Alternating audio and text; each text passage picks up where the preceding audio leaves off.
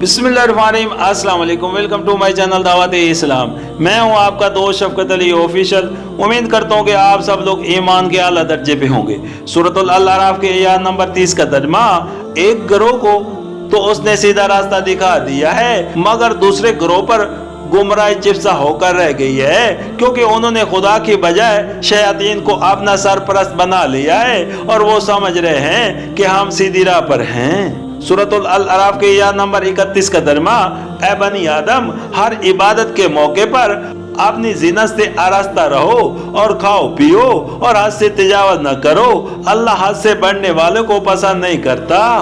सूरतुल अल-अराफ हाशिया नंबर 20, यहाँ जिनत से मुराद मुकम्मल लिबास है। खुदा की इबादत में खड़े होने के लिए सिर्फ इतना ही काफी नहीं है कि इंसान माद अपना सतर छुपा ले, बल्कि उसके साथ ये भी जरूरी है कि हस्बे इस्तिहायत वो अपना पूरा लिबास पहने जिसमें सतर पोशी भी हो और जीनत भी।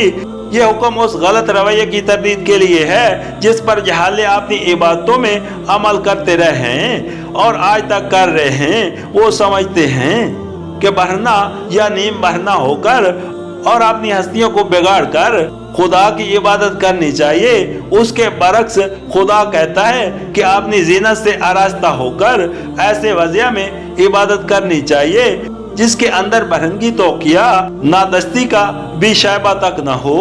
सूरतुल अल-अराफ हाशिया नंबर 21, यानी खुदा को तुम्हारी खस्ता हाली और फाका कशी और तैयबात रिज़्क से महरूमी अजीज नहीं है कि उसकी बंदगी बजा लाने के लिए ये किसी दर्जे में भी मतलूब हो, बल्कि उसकी ऐन खुशी ये है कि तुम उसके बख्शे हुए उम्दा लिबास पहनो और पाक रिज़्क से मतमता हो।